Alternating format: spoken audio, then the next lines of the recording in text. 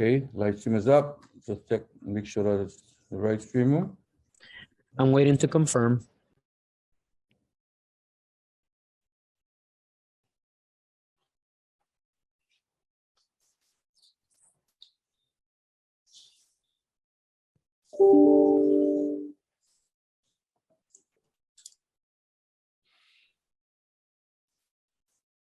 Sergeant Hope, the stream is up. Thank you, sir. Old Sergeant, will you begin your recordings? Computer recording is a go. Thank you. Cloud recording rolling. Good. Hello and welcome to the New York City Council remote hearing on the Subcommittee on Zoning and Franchises. At this time, will all panelists please turn on your videos? Thank you. To minimize disruption, please place all electronic devices to vibrate or silent mode. Thank you. If you wish to submit testimony, you may do so at landusetestimony@council.nyc.gov. I repeat, landusetestimony@council.nyc.gov. Chair, we are ready to begin. Good morning and welcome to a meeting of the Subcommittee of Zoning and Franchises. I am Councilmember Kevin Riley, Chair of the Subcommittee. This morning, I'm joined remotely by Council Members Abreu, Carr, Shulman, Hanks, Lewis, Councilmember Hanif, Councilmember Ressler, Councilmember Moya,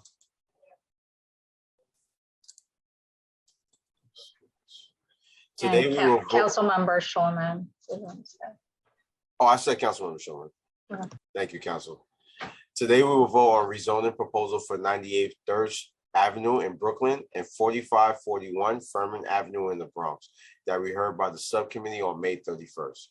We will also hold public hearings for 3 rezoning proposals in Queens for Wetherall Street and 67 Avenue, 77-39th Place and 11th Street and 34th Avenue, and 1 rezoning proposal in Brooklyn for 41 Summit Street. Before we begin, I recognize the subcommittee council to review the hearing procedures. Thank you, Chair Riley. I am Angelina Martinez, Review Counsel to the subcommittee. Members of the public wishing to testify were asked to register for today's hearings. If you wish to testify and have not already registered, please do so now by visiting the New York City Council website at www.council.nyc.gov/land use to sign up. Members of the public may also view a live stream broadcast of this meeting at the council's website. If you need an accessible version of any of the presentations shown today, please send an email request to landusetestimony@council.nyc.gov. When called to testify, individuals appearing before the subcommittee will remain muted until recognized by the chair to speak. Applicant teams will be recognized as a group and called first, followed by members of the public. When the chair recognizes you, your microphone will be unmuted. Please take a moment to check your device and confirm that your mic is on before you begin speaking. Public testimony will be limited to 2 minutes per witness. If you have additional testimony you would like the subcommittee to consider, if you have written testimony you would like to submit, instead of appearing here before the subcommittee, you may email it to, again, landusetestimony@council.nyc.gov. Please indicate the LU number and/or project name in the subject line of your email.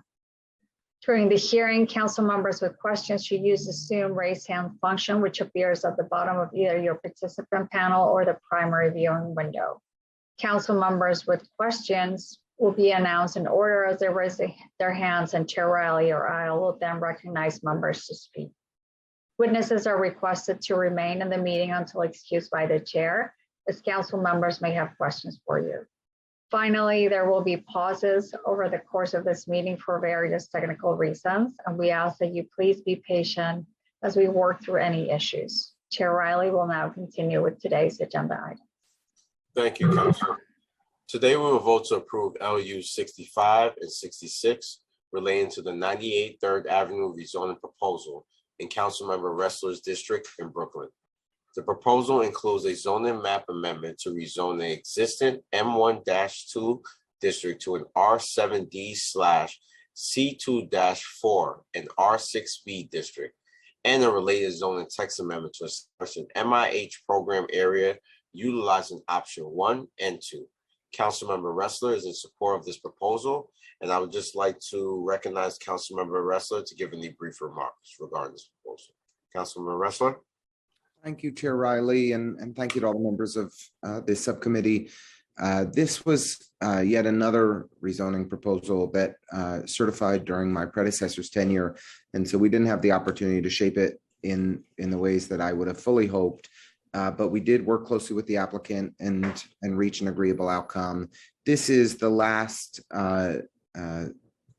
fully M zone block in Borum Hill.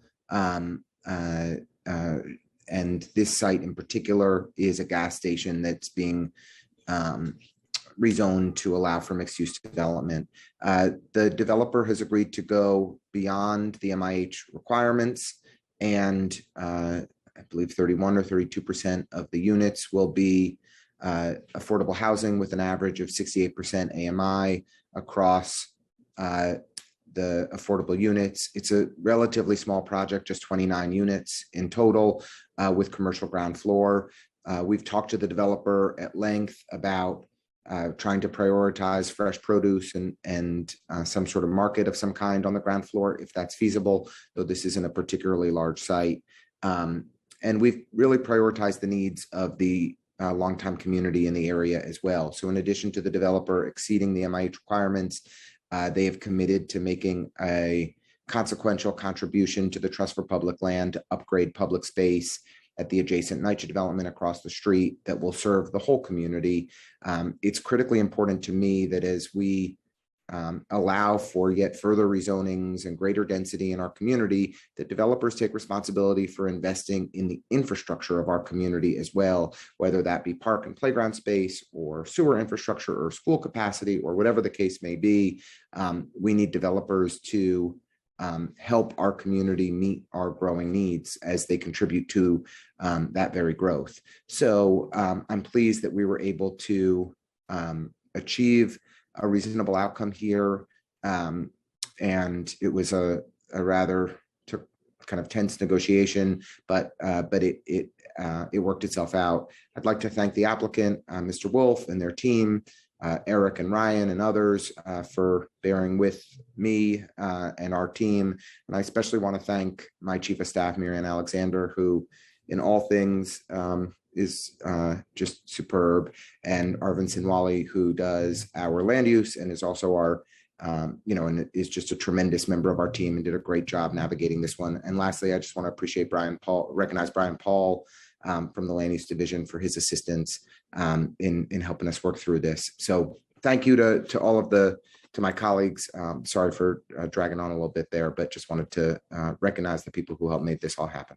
No, that's fine, Councilmember Ressler. Thank you. We will also vote to approve with the modifications LUs 63 and 64 and 51 for the 4541 Furman Avenue rezoning in Councilmember Dinowitz district in the Bronx. This proposal will rezone existing M1-1 district to an R7D/C2-4 district and the related zoning text amendment to establish an MIH program area utilizing options 1 and 2. The council's modification will eliminate the proposed extension of the transit zone. Councilmember Dinowitz is in support of this proposal as modified. And just want to make sure Councilmember Dinowitz isn't. Members of the subcommittees who have any questions or remarks about today's items should use the raise hand button now. Council will announce members in the order that hands are raised. Council, are there any council members with questions or remarks at this time? Chair, I don't see any council members with questions at this time. I now call for a vote. I now call for a vote to approve LU 65 and 66 for the 98 3rd Avenue rezoning proposal and to approve with modifications LU 63 and 64 for the 4541 Furman Avenue rezoning proposal. Council, please call the roll. Chair Riley, I don't know. Councilmember Moya, I vote aye. Councilmember Lewis, I vote aye. Councilmember Abreu, Aye on all. Councilmember Hanks,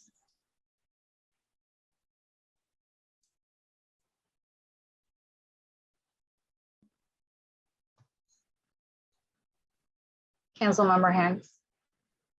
Are you there?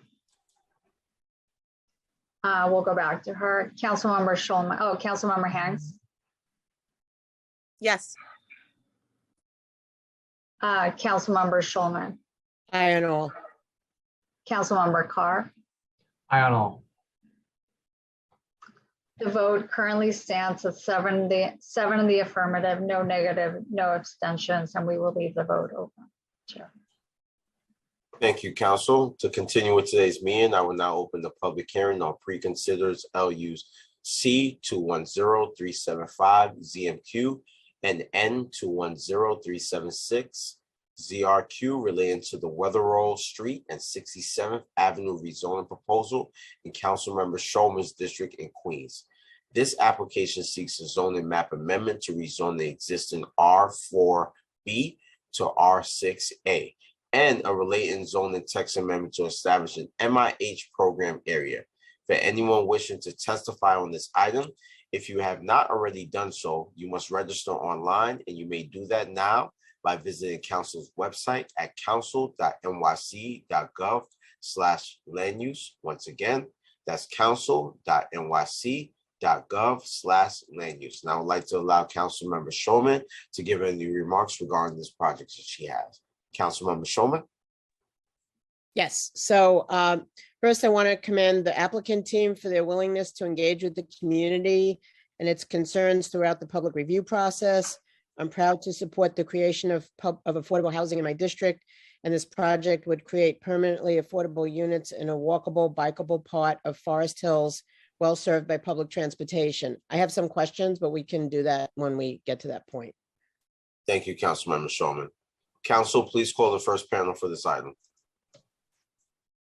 Richard, I will call it. And if there's anyone missing, let me know, because I see a discrepancy between the names that were submitted. But the panel will be Richard Lobel, Dominic Rekia, Kevin Williams, and Rebecca Devoodian. I'm sorry if I mispronounced your name. Is that correct, Richard? That's correct. Okay. So panelists, sorry, Chair, you can tell me to administer the oath. Oh, go ahead, Council. Council, please administer the affirmation. I got ahead of it. Panelists, can you please raise your right hand and answer? I will call on you individually to answer the following question. Do you affirm to tell the truth, the whole truth, and nothing but the truth in your testimony before the subcommittee and in your answer to all council member questions?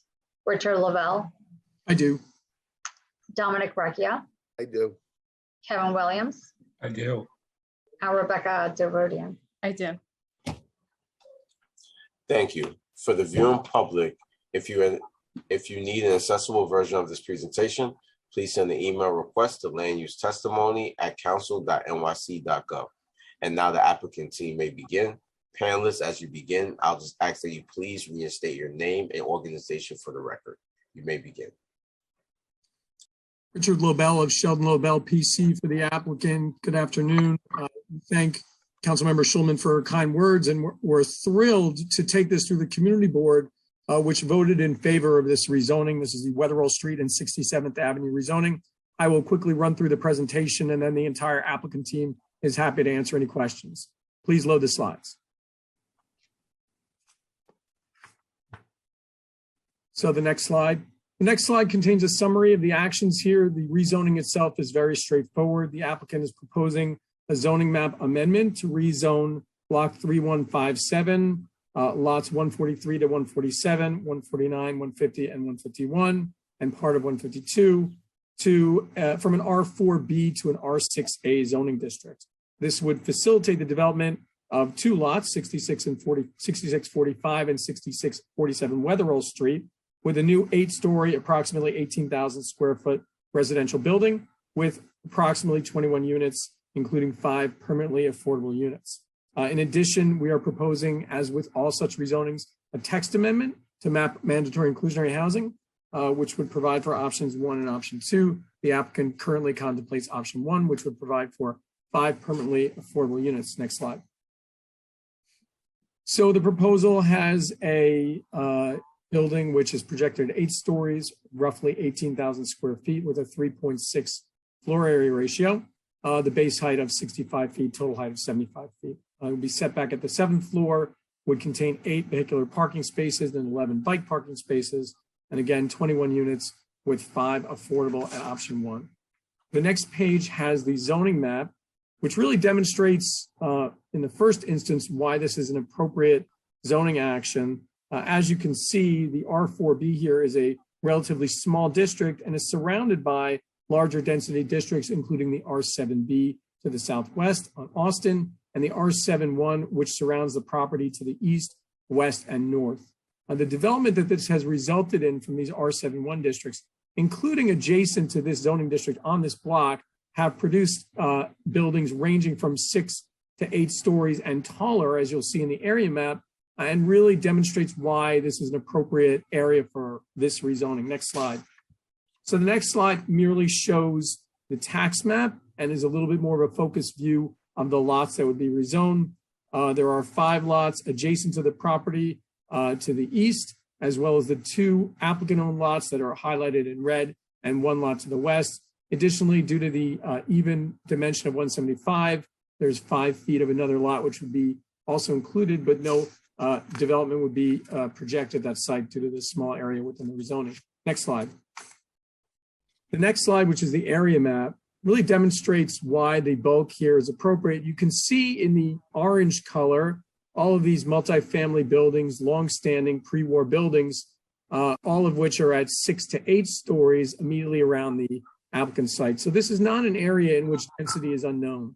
And this is one of the reasons we were happy to proceed with this rezoning. And we're really thrilled with our dialogue with the community board. The community board kind of understood that if you wanted to create new residential units in this area, and importantly, new affordable units in this area, you had to find places where that density would be appropriate. And here, the fact that on the doorstep of this rezoning area are 6 and 8 story buildings, many of which are almost as tall, within 5 to 10 feet of the projected building at the site, including the 6-story building on the block. The community board really considered that and demonstrated that they felt that it was really within the character to allow these buildings to move forward in R6A. You can even see on the block to the south, there's an existing 13-story building. Moreover, we're 2 blocks south of, or 2 to 3 blocks south, depending on the measurement, of Queens Boulevard, a extra wide boulevard at over 200 feet with several subway lines and excellent transportation. So despite the fact that there was a rezoning of the entirety of the area and an area-wide rezoning in 2002, members of the community board understood that so much has changed in the last 20 years and that it was appropriate now to reasonably map an R6A district here. Next slide. The next slide shows a before and after of the zoning map. Again, you can see the existing R4B existing along 67th Avenue and Weatherall Street, after which a 17,500 square foot area, including the applicant's 5,000 square feet, would be rezoned to R6A. The next slide and remaining slides have photographs of the area, as well as the building itself superimposed in the area. Again, you can see buildings in the foreground and the background, all at heights which approximate the proposed height of this building. If you can page through the photographs to the first page of plans, which contains zoning calculations. Again, relatively typical floor plan layouts, roughly 2,900 square feet of floor. And if you want to just quickly page through those slides, you'll see ground floor parking with residential units above. Again, the 8 parking spaces within the building with 11 bike parking spaces. The bedrooms are typical 1 to 2 bedroom units going up through the building. And then finally, at the 8th floor, there's a setback inclusive of a terrace garden at the top floor. The last 2 slides, if you could be so kind as to forward through to the AMI, adjusted median income levels. This at 60% AMI, you would average $50,160 for income for a family of 1, all the way through $71,000 for a family of 4. Those would be averages. Of course, because we would be providing affordability in option 1, 10% would be at 40% AMI. So the next slide also demonstrates rents for the AMI units, which you can see averaging at 60% would be $956 through $1,400, and at 40% levels would be roughly $600 to $900. So, we were really thrilled to get Community Board 6 support on this, as well as the Queensborough president. I've been doing this for some time, and I've been to Queens Community Board 6, and of course, throughout the city, community boards throughout the city. The nature and quality of the discussion around this rezoning, frankly, made me proud to be a New Yorker. Really a recognition that this was going to be a benefit to the community, and the opportunity to really provide some affordability in an area where you don't necessarily find new units of this type. So with that, again, we thank Councilmember Schulman for her discussion on this, and the entire team is happy to answer any questions. Thank you, Richard. I just have a question, and I'm going to turn it over to Councilmember Schulman. Rezoning from an R4A to an R6A is a pretty large increase in density from an 0.75 FAR to a 3.6 FAR. Could you just reinstate the land use rationale for the increased density at this project site? Happy to do so, Chair. I think maybe just by way of putting something on the screen, if we could load up the area map for a moment, which is the colored map, but I'll continue talking while that's done. So it's true that the R4A has an existing residential floor area ratio of 0.75, 0.9 with the attic rule. But interestingly, the R4A also carries with it a FAR, floor area ratio of 2 for medical office and medical facility. And in fact, the applicant here, Novel Medicine is the name of the applicant, is an applicant which has developed community facility medical institutions in the past. And so the square footage at this site would enable for a 10,000 square foot community facility medical office. That's not what we're doing here. Obviously, we're going to have an 18,000 square foot residential building. But I think one of the things that was compelling to the community board was the fact that your existing as of right option somewhat approximates, at least comes closer to what your proposed residential option would be. Secondly, the fact that this is literally across 67th Avenue from an R71 district, which is a district with no similar height cap. It is a non-contextual district, and that the building size at the site is going to be within 5 to 10 feet of buildings both across the street and on the very block of this rezoning was also persuasive to the community. In addition, the fact that there is a plethora of transportation options nearby, that's something that city planning looks to and something that's been recognized through ULURP as being great for this development. People will be able to get to and from this site in a manner which allows for additional density at the site. So all of those things taken together, the fantastic transportation options, the fact that you've got density in the area, immediately in the area, both adjacent to this development site as well as across the street, really kind of allows for this R6A density to exist here, and the community board really agreed with that. Thank you, Richard. I now turn it over to Councilmember Schulman for some questions. Councilmember Schulman. Thank you, Chair Riley. The community board and borough president both indicated that having local and MWBE hiring targets in the 30% range for construction are important goals for the community. Do you still commit to those goals? And do you have a plan for regular reporting on progress to community board sits? And if you could give me specifics, that would be helpful. Sure. Thank you, council member. So we do commit to those goals. Rochelle Kamoff, who's the applicant, and I saw is listening in on the presentation. He and I have talked about this, and he understands what the community is doing here and trusting him with. And so he's happy to commit to the MWBE and LC goals as stated. I know that we've talked in the past and have talked about reporting to the Queensborough President's Office. And so what we would propose here similarly would be to allow for regular reporting with regards to such employment during the time of construction of the building. And so while we don't have a specific interval, I imagine it would be something akin to quarterly reporting. We would provide lists to the Queensborough President's Office of MWBE and LC hiring would include the community board on those communications, and hopefully that would satisfy any informal reporting requirements from those agencies. Yeah, if you would make sure to include the community board, but I may ask that for that to be separate as well, because I have other applicants that have done that. And I think it would be much appreciated, especially since you've had a good relationship with the board. And are you still committed to having good faith? I know this is a small project, to having good faith discussions with local unions to ensure the building is built by workers with prevailing wage and benefits. Yes, so we have committed to that, and as you can probably see in the presentation, Dominic Recchi is also on the call with us. Dominic is the governmental relations professional who is associated with the project. I know whether or not Dominic wants to address that right now. Yeah, we are going to reach out with all the parties involved in unions and work and make sure everything's done prevailing wage and living wage, and make sure there's benefits.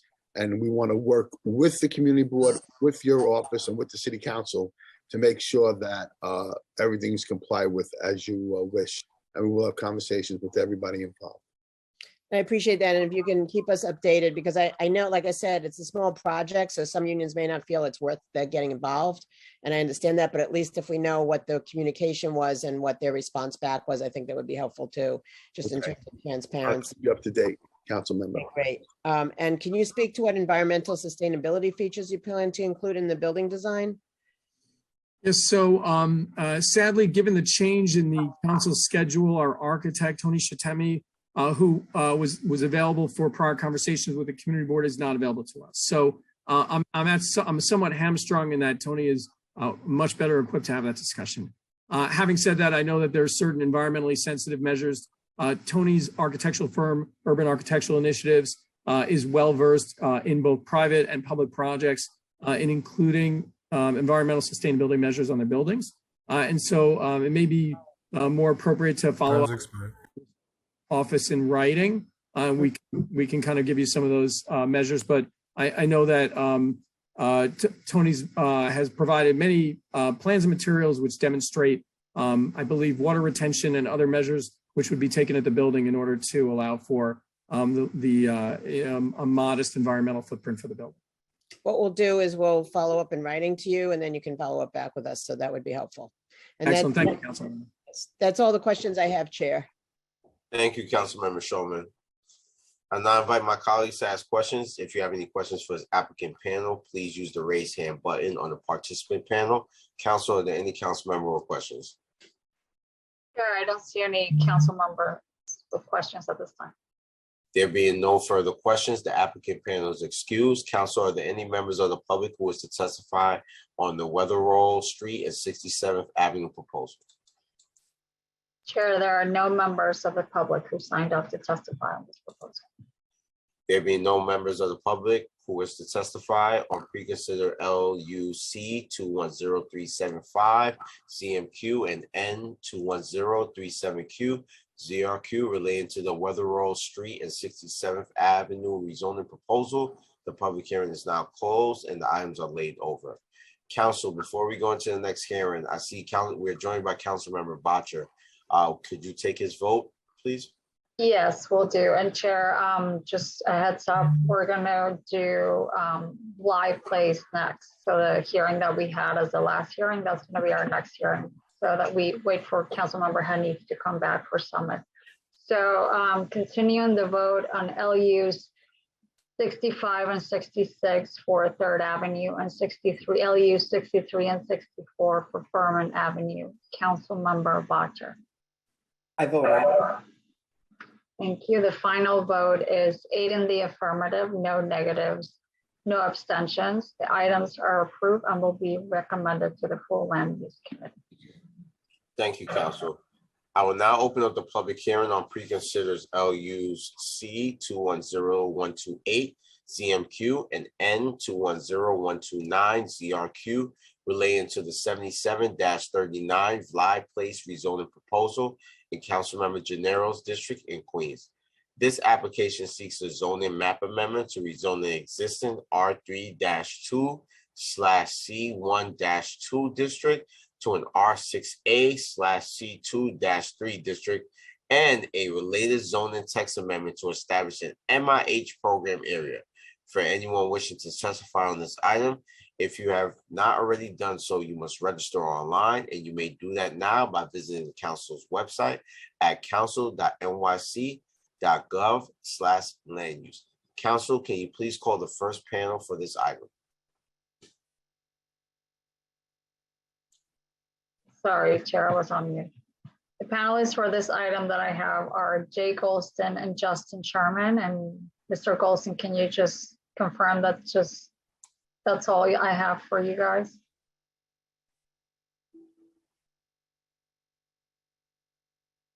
I think you're on mute. Hold on.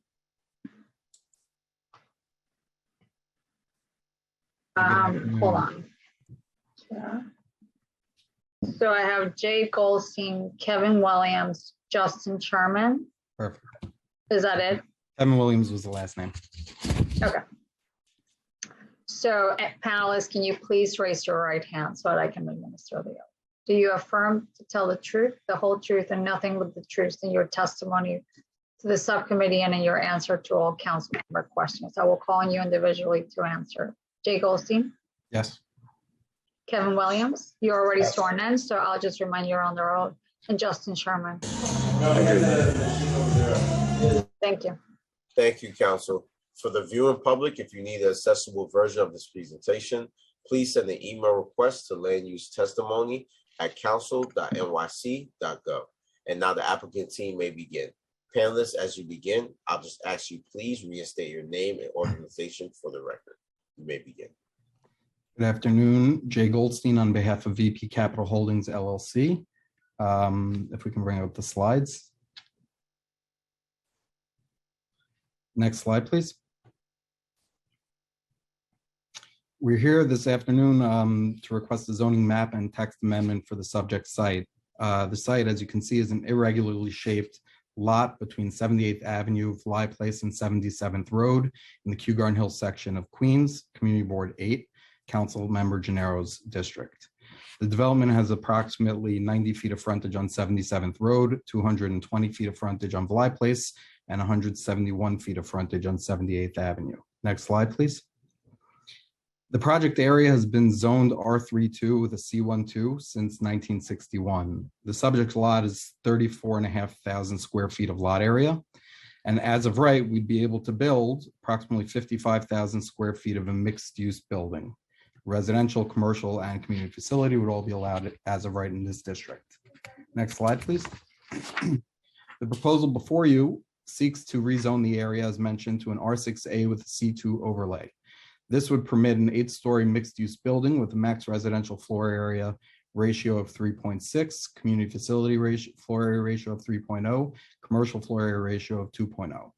The proposed development would also seek a text amendment to map this area as options 1 and 2 for MIH, and it's anticipated to utilize option 2 for the proposal, 80% AMI.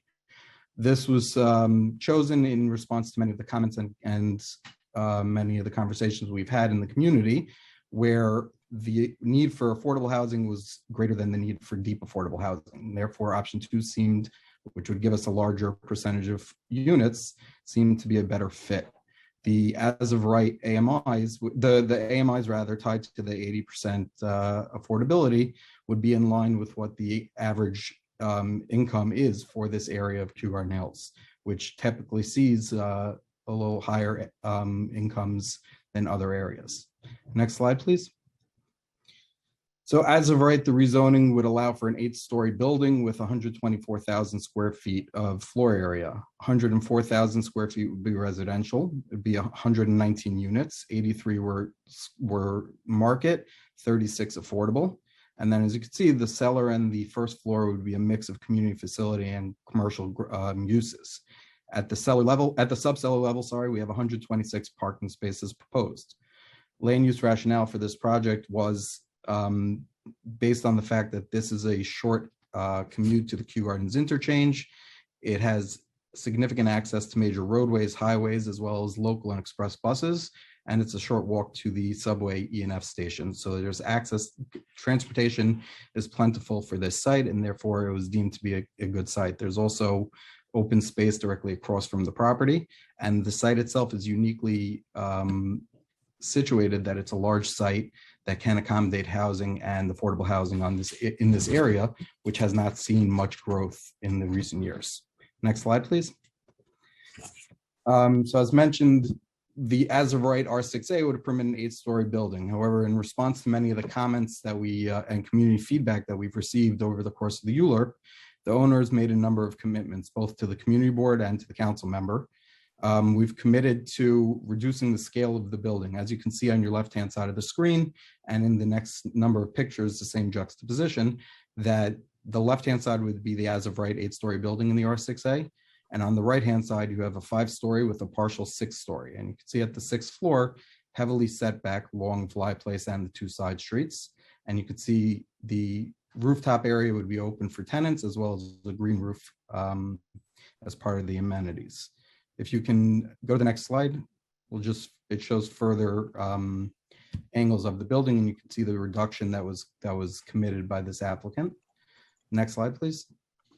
And then the final slide, please. So here at the rear of the building, there's actually, on top of the 1st floor, there'll be an open terrace at the 2nd floor as open space for the tenants of the building. The R6A would, again, as mentioned, be reduced artificially, and we've committed to work with council through restrictive decks and commitments made by my client to ensure that we build this building as proposed before you today. We anticipate that the reduced building will have, instead of 119 units, 90 units. That'll have a 27 MIH units, which is a net loss of 9 from the originally proposed.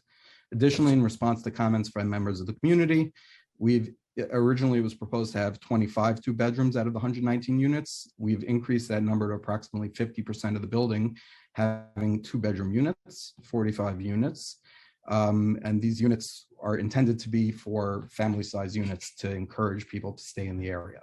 And finally, in response to comments about parking and traffic, we'll maintain the 126 parking spaces that are in the subcellar, can be accommodated in the subcellar, and we've committed to providing 1 free space to all of the tenants in the building, to all of the dwelling units in the building. As mentioned, we've made the commitments to my client. My client has made the commitments in writing to the community board and to the council member. We also wanted to read, if I may, a letter from my client that will be submitted post-hearing, further attesting to his commitments for this project. So if you'll permit me, I'll read that letter to you now. My name is Avi Matatov. I am the developer for 77-63 Valai Place. Under the requested R6A zoning, our proposed development would be able to build up to 8 stories. During the public review process, my team has pledged to restrict the height of the development via a restrictive declaration to 6 stories. It has come to my attention that some have concerns about the enforceability of the restrictive declaration on height. As a local developer with deep roots in the community and a strong interest in continuing to work in and around Community Board 8, my word and reputation are very important to me. I am entering this statement as part of the City Council record under oath that I have every intention of keeping my word to restrict this building to 6 stories under the R6A zoning. If there are further assurances I can provide, I would be happy to discuss those. So that is, on behalf of my client, that's the letter that we'll submit into the record. And finally, there's been some discussion back and forth from the Borough President's office regarding the proposal being modified perhaps to an R6B. So the R6B zoning district doesn't work for this project because the R6B would allow up to 2.2 FAR, and the proposed building as modified is somewhere around 3 FAR. The R6B would result in a net loss of approximately 51,000 square feet and only produce 14 MIH units, which is a net loss of 22 MIH units. The cost and construction associated with the smaller building and the operating of these units would not allow my client to realize a reasonable return and would make the project infeasible. I'm happy to answer any other questions that you may have. Thank you, Mr. Goldstein. I just have a few questions for this applicant team. Plans were filed and construction was beginning on an as of right low-rise commercial building. Could you just, for the record, I know you probably stated in your presentation, but for the record, why did you decide to pause this project and pursue a rezoning for a larger mixed-use residential building? So the history of this building, it was historically a one-story commercial building that burnt down. So my client bought the property and cleared away the damaged building, and there was remediation on the property that had to be performed. As a result, in order to perform the remediation and build the foundation, he dug out the property and couldn't leave a hole in the property. So while we were doing this and going forward with the plan for the rezoning, he built an as-of-right structure just to get in the ground. He has right now the subcellar, cellar, first and second floor, as you see on the proposed plans. If the rezoning happens, then he'll continue to build in accordance with the plans as we presented them. And if the rezoning doesn't, he has an as-of-right building. So it was just strictly to backfill the property and to get our feet in the ground so that we can have a property that is not, a danger. How did you determine the proposed R6A district was the appropriate density for the site? Given as mentioned before, given the access to local transit and given the fact that this site is a large site that's uniquely able to accommodate affordable housing, we thought that we would take advantage of the site, which can accommodate a larger bulk than a smaller site could. So how far would this building be from a local train station? It's about a half a mile. You walk straight down Union Turnpike, but the express bus to Union Turnpike is only a few minutes walk on Union Turnpike, and there are local buses that take you directly to Jamaica Station as well. Last question. The borough president recommended that the rezoning be modified from R6A to R6B, and I believe that you were touched on this just a while ago, to address the community concerns about the building's height and bulk. Is the applicant open to that modification, and what trade-offs would arise from that? So the applicant right now views the R6B as not a viable option for this project. It results in a much smaller building that wouldn't produce a return that makes this project viable. Therefore, we've, in response to the concerns about the height of the building, we've reduced the building to what amounts to a 5-story with a significantly set back 6th floor, so that we can try and address those concerns, but still maintain a building that provides community facility space, commercial space, and affordable housing units that are needed in this area. And you stated that the applicant is from this area. The applicant lives in Forest Hills. He has family in this area, and there's a significant Orthodox Jewish community that he belongs to that is present in this area. Thank you. I'd now like to invite my colleagues to ask any questions. Council, are there any council members with any questions? Chair, I don't see any council members with questions at this time. There being no further questions, the applicant panel is now excused. Thank you. Council, are there any members of the public who wish to testify on the 77-39 Bly Place proposal? Chair, we have currently 4 members of the public present at the hearing who are ready to testify. Members.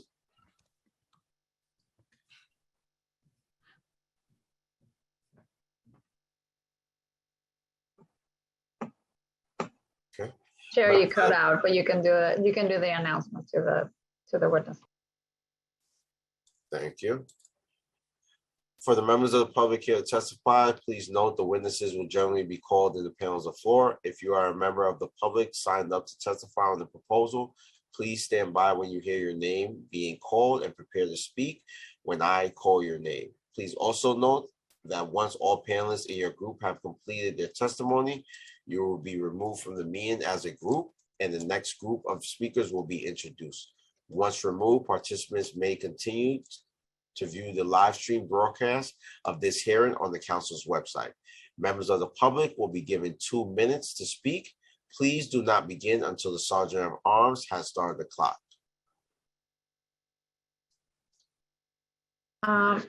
Chair, I will call the names of the panel, but there's actually 5 people to testify. I will call your names, and if some of you may or may not be members of the applicant panel, so if you're not here to provide testimony, let us know, but I will call all of you nonetheless. So The panel will be Emmanuel Yelizarov, and I apologize if I mispronounce your names, Edward Yabadev, Diana Raknev, Nathan Rubinov, and Rabbi Itzhak Yehoshua.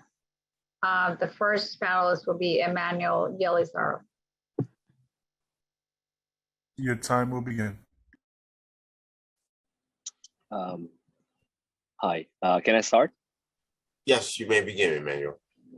Hi, good afternoon. My name is Emmanuel Elizarov, and I'm here to testify on behalf of Matt Tatovs that planning to build this beautiful facility on a place that was completely contaminated, and the family got the certification from the state, cleaned it up, and you know how it is not easy.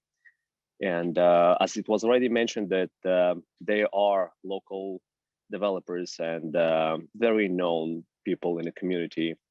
And obviously we read the newspapers and stuff about various community meetings. And you could see that the applicant already compromised having a 6-story building, which offered, instead of 8, which offers for all residents free parking, Shabbat elevator, which is very important because a lot of elderlies live in that area, and unfortunately they're leaving the place because the buildings practically don't have elevators. And you can see, like, within last 50 years, there was no new construction in the area.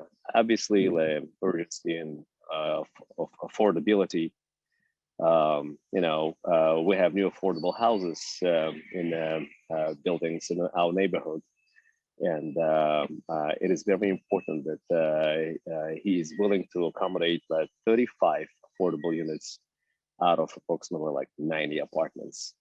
And I would like to close on I know personally the family for a couple of decades, and it's very respected family in our community, and they are not to make money and leave. They are in the community, and they know what they're doing, and they obviously deliver whenever they promise.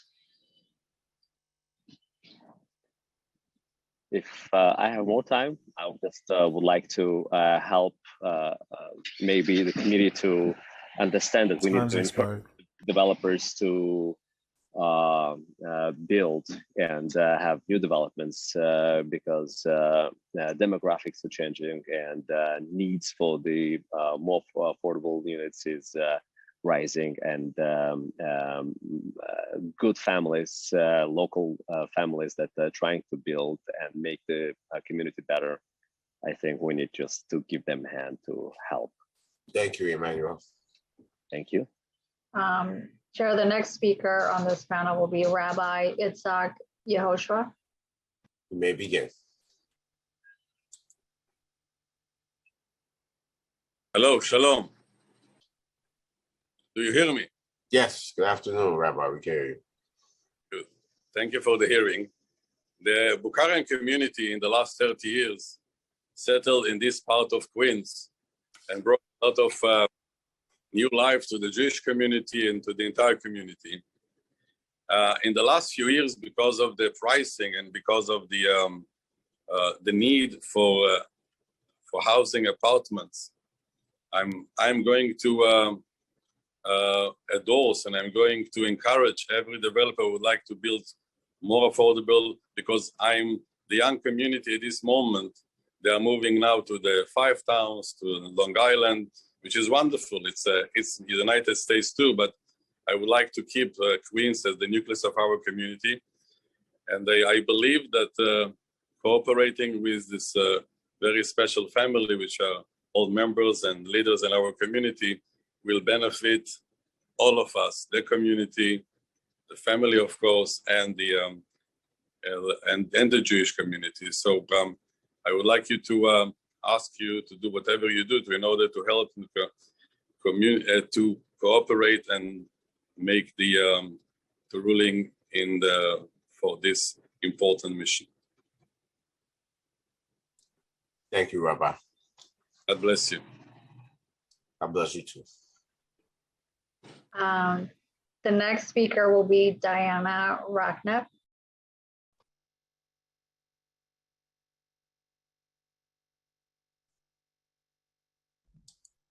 Your time will begin. Hello. Good afternoon, Diane. You may begin. Sorry about my surrounding. I just actually stepped out of a meeting and it's quite loud in there, so I won't be able to enter again. I'm actually advocating for the development of this property on Villi Place. A, because of the fact that we see a great rise in a lot of changes in what's happening with COVID that took place. A lot of people aren't able to afford their houses that they currently have, especially the elderly community. I've been a resident here in this community for my whole life, actually, but my family came here in 1975, and I understand how important it is to develop the community, especially when it comes to providing, for example, we have a lot of young people who are getting married and they don't have anywhere to turn to in terms of living because there aren't enough places to move into. Homes are not always ideal for, newlyweds, as it is a cost that not everyone can afford. And the providing of being able to allow even supported housing, as I understood here, is also an option. I see how it can benefit everyone tremendously. Now, I know that there's always a fear of, what happens, what we don't have control over, who comes in and who comes out. And I think that should not be what we should be looking at. We should be looking at how this actually can benefit the community. So I want to advocate for this because this is very, very important for those who are young, for those who are looking for a living space, for those who are in the older generation who can't afford anymore to be able to live in their homes with maintenance and whatever else comes up. Aside from the fact that this also is in the heart of a very prominent neighborhood where there is, religious serving places and schools. And again, this is something that we need to think about how this can actually benefit the community rather than how this can provide any negative situation. I think there's always going to be a catch-22, whichever way you look at this. Everything has, polar opposite sides of every aspect that we can see as a negative and positive. So we need to see how this can actually really benefit the community. And like I said, I'm for and pro this building and what it's going to be able to provide for our community. Thank you, Diana. Thank you. I think then there's a couple of you that are calling witnesses, so we're going to try to get you. So the next speaker will be Emmanuel Yelizarov. Oh, sorry, you spoke, sorry. Hold on, let me get you. Edward Yagudayev.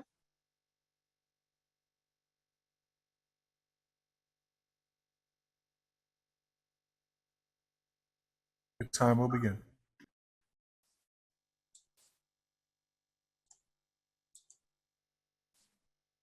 Hello. Yes, we can hear you. Very well. Hi, my name is Edward Yagudayev. I'm speaking today in favor of the Villi Place development. I'd like to touch upon a few points pertaining to our previous administration.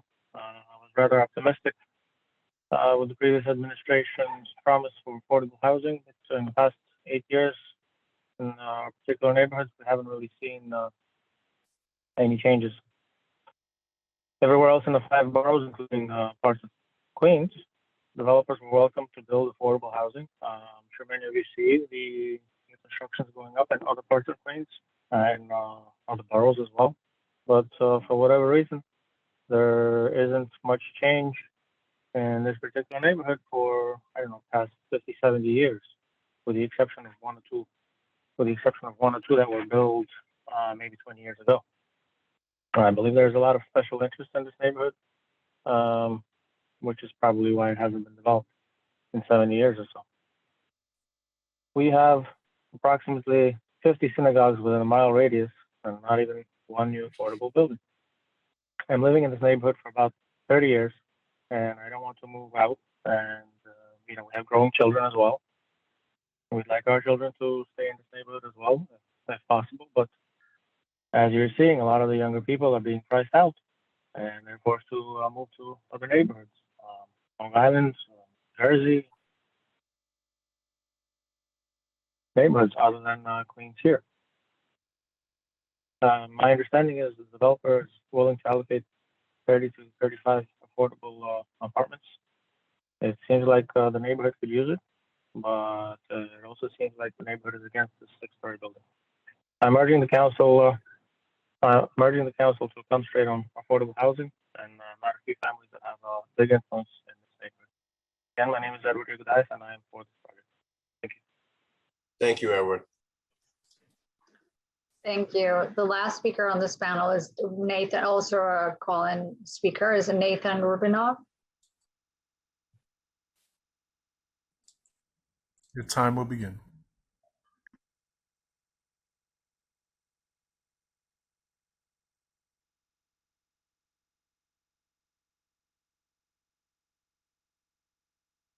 Hello. Yes, we can hear you, Nathan. Thank you. I was muted. Good afternoon, everyone. Thank you for giving me the opportunity to speak. My name is Nathan Rubinov. I have been in the area as a business owner and as a resident for the last 30 years. And I would like to, to vote in favor of this project. This is a very important project for the community and for the area for many different reasons, including, low-income housing as well as commercial space that will be available. Main Street rents are very expensive, in addition to the housing that is available in the area, which hasn't been built for many, many, many years outside of the Opal building that was built some 15 or 20 years ago. There isn't anything going up there. We as a community need for our kids to stay close to us, and there's no housing available other than the old 2-family homes that have been there for almost 100 years now. They're dirty, they're not elevated, they're smelly, so we need this. And there's a lot of people who are just afraid to speak for the project because there's a big gang style, threats in the community where people are being threatened that they shouldn't be talking for this project because this is not good for some, so some people on this, in the area. But this is needed. We need it in the community, and it would be very, very helpful for, the leaders of the community to listen, not necessarily to the majority, but come in and look at the area. I'm sure you know the area. Look at the area and see the need yourself, and you'll quickly understand what is needed in the area, and that is the housing that's being put up there. Appreciate all of you guys in advance for making the right choices. Thank you. Thank you, Nathan. Chair, that was the last speaker who signed up to testify on this project. Thank you, Council. Thank you for your testimony. Are there any council member with questions for this panel? If you are joining remotely, please indicate by using the raise hand button. No questions for the panel, Chair. So, and then also no additional witnesses to testify on this project. So we can go ahead and close the hearing. Thank you, Council. There being no more questions for this panel, the witness panel is now excused. There being no more members of the public who wish to testify on preconsiders LUC 210128 ZMQ and N 210129 ZRQ relating to the 77-39 Fly Place rezoning proposal. The public hearing is now closed and the items are laid over. Chair, we can do 41 Summit next. Thank you, Council. To continue with today's meeting, I will now open a public hearing on preconsiders LUC 200-317 ZMK relating to the 41 Summit Street rezoning proposal in Councilmember Hanif's district in Brooklyn. This application seeks a zoning map amendment to rezone the existing M1-1 district to an R6B district. For anyone wishing to testify on this item, if you have not already done so, you must register now, and you may do that now by visiting the council's website at council.nyc.gov/land use. And I would like to allow Councilmember Hanif to give any remarks regarding this project. Councilmember Hanif. Good afternoon. Thank you so much, Chair Riley. I'm Councilmember Shahana Hanif, and I want to thank the applicant for being here this afternoon. So this is a project that was originally came through during my predecessor's time, and when I came onto the council, the applicant reapplied for a smaller building, which does not fall under MIH. And I have some concerns that I'll raise right now. For a small spot rezoning with no MIH requirement and a loss of manufacturing amid a housing crisis, I have concerns, given that over the last decade in my district, we have not seen affordable housing get created. And I've come in pretty staunch about making sure that we are doing everything to expand affordability in the 39th. I've got concerns around the industrial retention in my district, and I do not want to set precedent for future chipping away at manufacturing space. 41 Summit is adjacent to the IBZ here, and I've heard from various businesses and groups like the SBIDC that have serious concerns about what building residential units could do to the manufacturing integrity of the 39th. I am calling for community benefits, affordability, despite how small this project is. I'd like to see measures around flood resiliency in this part of the district, and really housing that meets the criteria of this affordability crisis.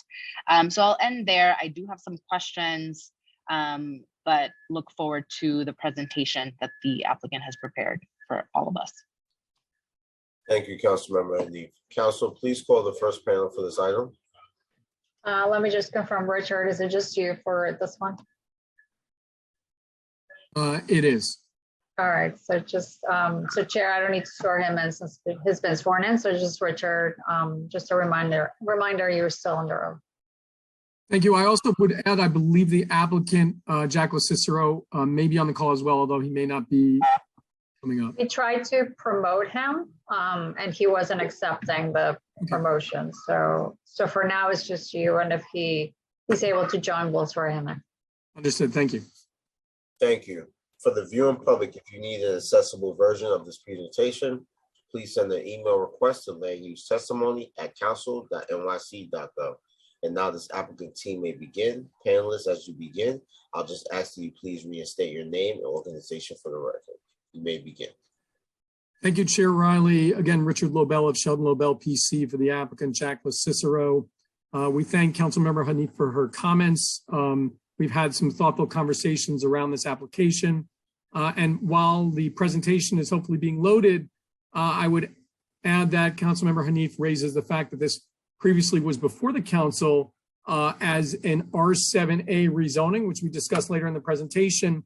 I'm pleased to report that in 2018, when voted upon by Brooklyn Community Board 6, this was rejected by a vote of 28 in favor, 0 against. And in its most recent iteration, the building that you see in front of you was reversed and was approved by 28-1 in favor. So the entirety of the community board was against this as an R7A with affordability. The entirety of the community board is in favor of this application, as you see before you, except for one guy, but we're having coffee later. Next slide, please. So what are we seeking here? It is a very simple and straightforward rezoning. This is an applicant who's proposing a rezoning of 41 Street, Block 352, Lot 60, and part of Lot 1. We'll show you where that is on the map soon. Within Brooklyn Community Board 6, the rezoning would be from an M11 district to an R6B to facilitate a 4-story plus cellar residential building. The building would have 5,000 square feet, it's a 2,500 square foot lot, and the 2.0 FAR allotted for inclusionary housing buildings would result in 5,000 square feet. So this is the proposed development site. Next slide. The next slide demonstrates the last proposal versus this proposal. The last proposal included 3 lots, lots 1, 3, and 60. In conjunction with city planning, oftentimes when we look at the area around the property, the street widths around the property, the surrounding uses, we will include a greater number of lots within the area other than just the applicant's lot. So 3 lots were included at the time. That proposal would have resulted in 7 dwelling units in a 7-story plus cellar residential building, twice the size of this building. That application was withdrawn. That application would have included affordability pursuant to MIH. The current proposal is for lot 60, which is the applicant's lot, and a 5-foot portion of the adjacent lot 1. We can talk about that as well. This development would result in a 4-story building, 40 feet tall with 5,000 square feet and 4 dwelling units. The next slide is a slide which shows the zoning map, which I think is better viewed in the slide, one slide further, shows you where the existing R6B is and what this would do. There's a dotted area on the half of the slide to the right. And you could see basically that all this does is evens out the zoning district boundary between that existing R6B and the adjacent M11, and that's it. This basically allows for the inclusion of 1 additional lot, and we can talk about that as well. And the next slide is going to show the area map and why, I'm sorry, that's the tax map, which shows the duration of the rezoning, this 1 lot, again, evening out that zoning district boundary, and why this rezoning makes sense, I think is best viewed on this map, which is the area map. So you can see the subject block here on which the dotted line appears. And so what do you see on this block? You see that the majority of the block is zoned R6B. And that was accomplished through 5 individual or city planning sponsored rezonings that resulted in those 20 lots ended up as residential lots. So you've got 20 lots that are zoned residential. To the west of that is the M11 portion of the property. And those lots, of those 17 lots, 16 of them are either open uses, vacant uses, gardens. There's a beloved community garden taking up about 7 lots, and there's 1 commercial property. So of the 37 lots on this block, other than the applicant site, there's 1 commercial use.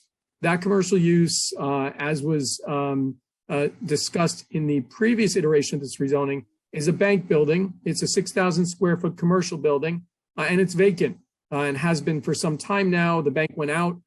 So when we look at character of the area and what's appropriate on this block, this is a residential block. And while we value job creation and the retention of the city's manufacturing base, particularly in M1 districts, there are appropriate places for that, and even appropriate places to increase that manufacturing density. This is not one of them. This basically, to keep this property as an M1 property, would actually do damage to the zoning plan here. You would have an M1 use, a use which as of right would be allowed to have noxious uses, environmentally insensitive uses with contaminants and such, right in the middle of these residential properties. It's inappropriate. The transportation here would be inappropriate to allow for potentially trucks to move in and out of the property. Again, we are frequently in communication with community boards as well as industry associations with regards to industry and manufacturing tenants. It's just not the right use here, and the community board agreed with that overwhelmingly. The next slide shows pictures of the area. Again, you've got an existing 3,500 square foot building, which has been vacant for 4 years. You see the Chase building on the lower left adjacent to the property. That is gone. There's not really much of a commercial presence on this block. It's a overwhelmingly residential block. If you want to fast forward through some of the additional photographs, you can additionally see those pictures as well as the venting for the battery tunnel to the lower left. So the modest density that it would be engendered by the R6B here is entirely appropriate, as almost all of the residential properties on this block are zoned R6B. we're closing with some slides which basically demonstrate what, how attractive the building would be in terms of layout. This building provides a 49-foot rear yard. So they are clearly almost 50 feet from their neighbors in the rear. It is a very modest building. The intention in the building would be for the owner, Jack Cicero, to live there in one of the 4 units, and his daughters to live in the second one of the other one of the units. Of the remaining units, there's a ground floor unit, which is somewhat smaller due to the entryway and mechanical uses, and then there's a 4th story. We add that there's zoning calculations here. I will not belabor those with regards to the council, and I will not disturb the council's time by doing that. What I will say as we page through the remainder of these slides is one of the reasons why affordability is not required on this site by law. So Article 2, Chapter 3 of the zoning resolution discusses the affordability program. You actually cannot have mandatory inclusionary housing on this site. It's too small. They won't map it. And one of the reasons for that is as follows, and I would close with this, which is an important thing to consider with regards to this property. You've got a 2,500 square foot lot. The R6B here would permit a 5,000 square foot building. The existing M11 here would permit at a 2.4 FAR a 6,000 square foot building. So we're actually, in terms of the building envelope, reducing the impact of the building here. We're going from a 6,000 square foot building, which by the way, in a non-contextual district would not be capped at height, and coming down to a 5,000 square foot building. And to impose mandatory inclusionary housing as per the courts of the state of New York and the zoning resolution would actually be a regulatory taking. You'd actually be taking rights from the owner, given the fact that you are not adding to the size of this building. This is a smaller building. This is a building without noxious uses. We are thrilled that the community board overwhelmingly, almost unanimously voted in favor of this. And we're hopeful that we can work with the council and the council member to come to a approval of the application. With that, I'm happy to answer questions. Thank you, Richard. I just have one question before I turn it over to Councilmember Hanif. The site is currently zoned for manufacturing and is in close proximity to an active IBC. Can you please describe any steps you have taken to explore possible manufacturing industrial uses on the site?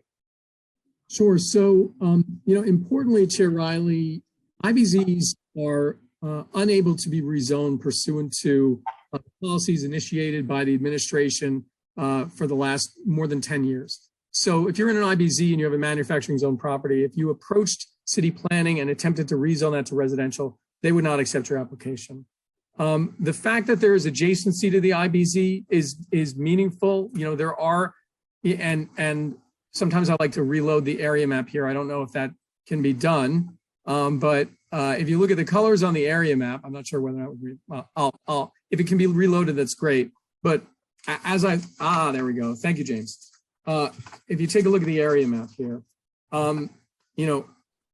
everything to the south, southwest, and even to the northwest of this parcel and this block is commercial / manufacturing. So you see the dense commercial purple and red colors to the south and southwest of this property.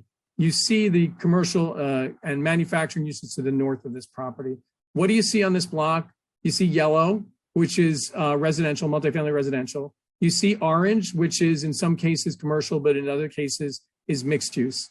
There's three to the west. The existing M11 has 3 existing non-conforming 3-story residential buildings. The 2 stories on the corner of Carroll Street and Van Brunt are existing multifamily buildings with ground floor commercial. I believe at least one of those is vacant. And then you have 7 lots which make up the community garden.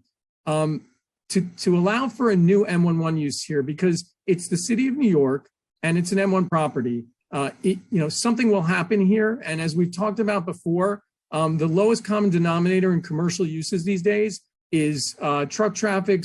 It is warehousing, it's last mile delivery centers, and also it's frankly as of right use restaurants and bars. So in our view, while we understand the importance of retention of the city's manufacturing base, this is not the right spot for that. It's a 2,500 square foot lot. And we feel that just given the synergies in this area and the fact that you got this longstanding community garden, which was really the reason why the R7A wasn't approved. The reason the R7A wasn't approved 4 years ago was because people were worried about the impact on the community gardens of tall buildings. You now have a rezoning where not only have you taken out the 2 other lots that potentially would do damage to the garden, but you're rezoning to a district where the building actually gets smaller. And then in addition to that, we'd like to go on the record as saying that we would be thrilled to work with the community and importantly, the advocates of the community garden to see whether or not there's anything we can do for them to help them beautify and improve that garden. It is somewhat run down, despite the fact that it is a local resource. And wouldn't it be nice if we ended up with a property which would not cause any environmental contamination to the garden, which would reduce the size of the building and potentially reduce any shading and effects on the garden, and also to potentially add amenities to the garden and really allow this to be, better utilized by the community. So I guess that's kind of what we'd answer about the use as an M1. Thank you, Richard. I'm going to yield my time over to Councilmember Neef. Councilmember Neef. Thank you. Thank you, Richard. I wanted to know if you've been able to get in touch with the community gardens since we last spoke to think through what could be possible community benefits. So we spoke with the applicant after talking to you. We took a look at some of the notes that we took from the time because there were prior conversations with the garden people. And I think that Jack has reached out preliminarily, but I don't think he's received a response yet. So I would say to you, Councilmember Arnif, 2 things. The first is after this meeting, I'm going to re-up with the applicant and make sure that communication happens immediately. And second of all, just because of the posture we're in, I understand that there's a gap between today's date and the eventual vote by the council. We would be 100% thrilled to engage in that conversation and to come back to you repeatedly with the results of those conversations in the next 2.5 weeks. Got it. So going back to the affordability of this, could you share what income levels you expect these apartments to be affordable for and what type of units will be included? Yeah, I mean, we're a little bit hamstrung, not really hamstrung, but the affordability is affected by the fact that this is going to be owner occupied. So he's got 2 of his own units in there, which is, he's someone who's been in the area for a while. So we're happy he can be able to stay potentially. The other 2 units, I know that Jack has looked at the surrounding market as well as the likely rental prices for those units.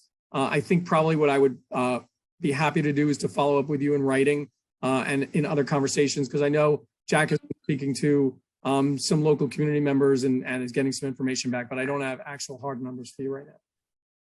Got it. We definitely want to follow up about that. Okay. And then aside from the community garden, are there any other actions you are willing to take to benefit the broader community, particularly around the concerns of manufacturing preservation? I think the reason it's a challenge, I think, is because you've got a building here which is 5,000 square feet of floor area. So each unit given common space is going to be roughly 1,000 to 1,100 square feet. And then you've got your 2 units, which are owner occupied. So you're left with about 2,000 square feet of additional floor area. When we came with an R7A for this property, there was a discussion with the community around things that we're going to be able to provide. And frankly, that building with affordability allowed the owner to do that. It was at an R7A would have been 10,000 square foot building or greater. So we don't have that right now. And, I think we're happy to explore that. I don't really know where we are as far as manufacturing retention. I think honestly, and again, we're frequent filers at the City Planning Commission and come before the council regularly. I think that that's going to be tough for us, but I would value any suggestions. Again, we do speak with the manufacturing community regularly and often are involved in upzonings with regards to manufacturing bulk. So I'm happy to work with my contacts and to have some more meaningful discussions around that. but I do know at a minimum that the community garden was literally the reason that we were unanimously rejected the last time. So so I know how much people love it. And if you walk by, it's not in the greatest shape. And I think that focusing our attention on that, as we've done on other parklands within the area and within Brooklyn, I think is going to be a pretty good thing. But you know, again, happy to engage in that conversation over the next few weeks. Could you share why this site has been vacant over the last 4 years, and have you marketed it to industrial businesses? Yeah, you know, I think that Jack marketed it for a limited amount of time. And then, you know, at some point, particularly given his familiarity with the area and the fact that every other lot to the east of that line had been rezoned to R6B. And this was not an R6B zoning, which just sprang up. It was one where, you know, I can list off 2007, the Carroll Street rezoning, 45 Summit Street rezoning in 2007, Carroll Gardens and Columbia Street in 2009. The list goes on and on. And so Jack basically, you know, after, you know, being in this area for some time, just looked at this notch, talked to the city. And after the R7A was rejected, the city said, look, if you want to come back to us with an R6B, it's okay. And the reason it's okay is because you hear a lot about the term spot zoning. The term spot zoning comes before the council a lot. Why isn't this a spot zoning? This isn't a spot zoning because the nature of the rezoning activity on this block is such that every other parcel, again, to the east of that line has been zoned R6B. So allowing him to straighten this zoning district boundary and to restore residential to this site, which is already adjacent to residential lots, is seen as being within the context of the area. That's why the city agreed to it and basically encouraged us to do it. So, you know, I just think that Jack eventually realized that a manufacturing use here may be challenging, and the subsequent closure of the Chase Bank next door, which has a floor plate of over 6,000 square feet, and frankly is a fantastic commercial site for anyone. I think that kind of sealed the deal in terms of the viability of this small site with limited access. Got it. And then what will the applicant do if the property is not approved for rezoning? It's a challenging question. And I think basically if you walk the block and walk around the block and walk to Columbia Street and you look to sales and leasing of property in this area and in Brooklyn generally, I think it probably becomes a bar/restaurant or you know, last mile delivery center, somewhere where you can store trucks, a site which you could use for warehousing, all as of right, and all you know, not the greatest uses for being immediately adjacent to residential uses and to families. You know, I think that, like, I've been in front of CB6 a lot, and I rarely get a unanimous or near unanimous vote from them. The fact that they were really kind of complimentary to the applicant and didn't really ask him a lot, you know, for us it speaks volumes. So again, you know, we thank you for all the dialogue. We're going to come back to you with solid information and proposals, and we hope that we can you know, benefit from that in the community conversations and come to a resolution. Thank you. And then my final question is, what strategies are you going to employ to limit energy use and increase resiliency through new construction on this site? Yeah, so Jack has some experience in construction. He's built other buildings and has, you know, would commit to resiliency and sustainability measures.